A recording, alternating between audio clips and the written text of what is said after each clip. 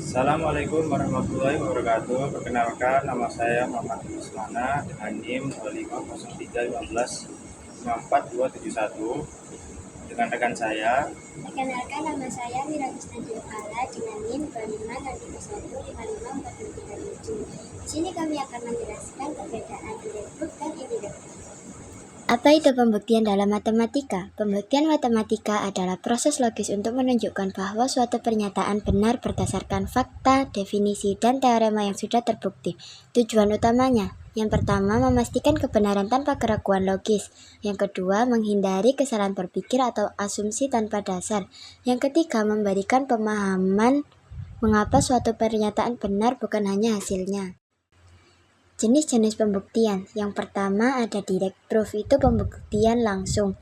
Kalau indirect proof itu bukti tidak langsung. Keduanya digunakan untuk membuktikan pernyataan. Jika P maka Q, tapi dengan pendekatan yang berbeda.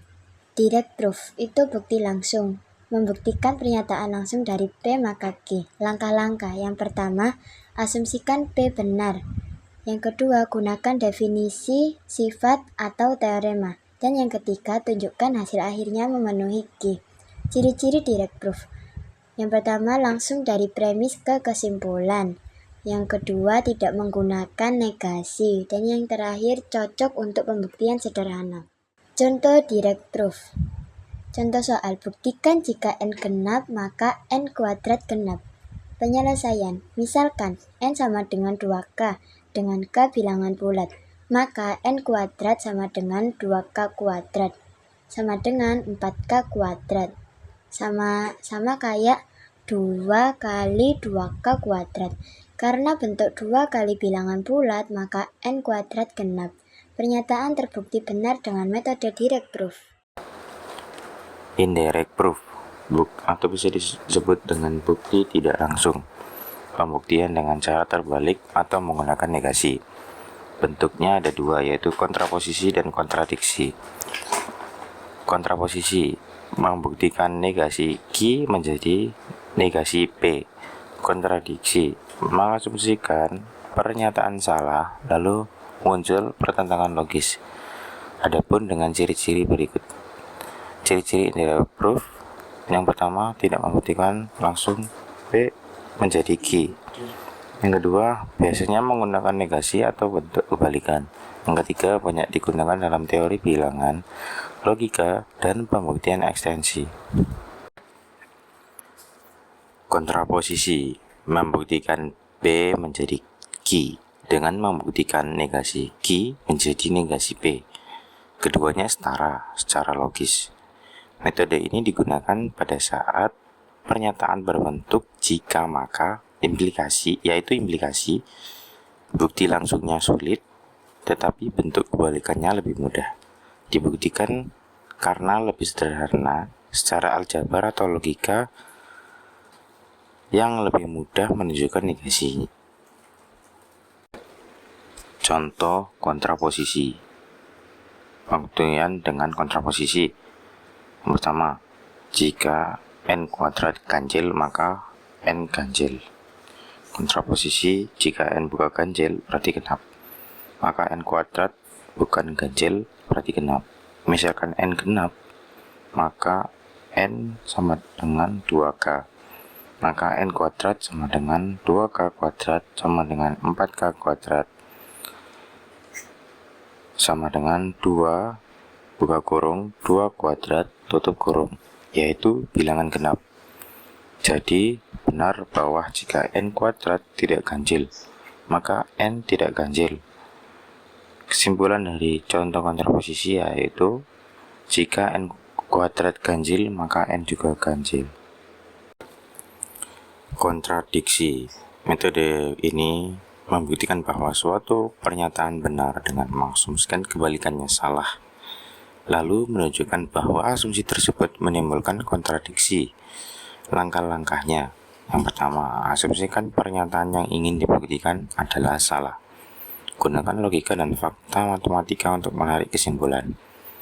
Yang terakhir, jika hasilnya bertentangan dengan fakta yang diketahui, maka asumsi salah, pernyataan asli benar. Contoh kontradiksi. Pembuktian dengan kontradiksi. Asumsikan kebalikannya. Akar kuadrat rasional berarti dapat ditulis sebagai P per Q dengan P Q bilangan bulat tanpa faktor persekutuan. Kuadratkan kedua sisi, 2 sama dengan 2 per Q kuadrat, maka P kuadrat menjadi sama dengan 2Q kuadrat.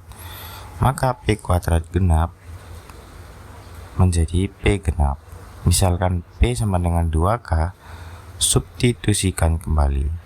2K kuadrat sama dengan 2Q kuadrat menjadi 4K kuadrat sama dengan 2Q kuadrat, maka Q kuadrat sama dengan 2K kuadrat, maka Q juga genap.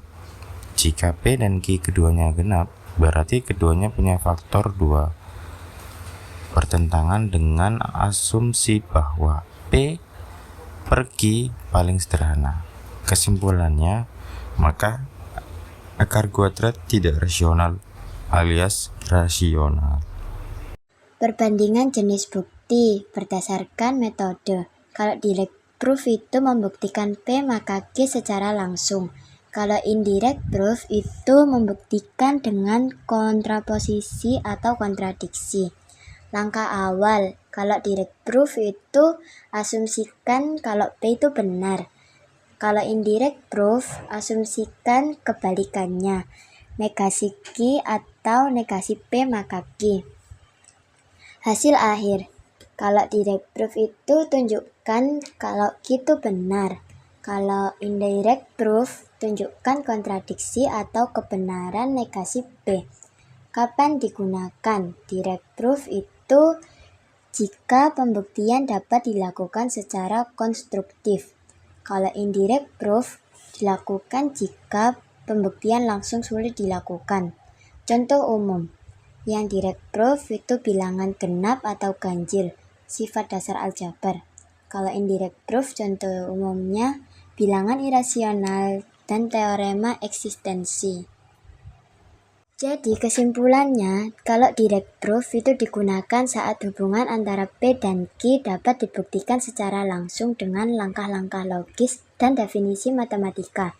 Kalau indirect proof itu digunakan ketika pembuktian langsung itu sulit, maka kita membalik logika melalui kontraposisi atau kontradiksi. Dan yang ketiga, kedua metode ini sama-sama valid dan penting dalam logika matematika serta menjadi dasar berpikir analitis dan rasional. Sekian, terima kasih. Sekian dari kami, mohon maaf bila ada salah kata maupun perbuatan. Terima kasih. Wassalamualaikum warahmatullahi wabarakatuh.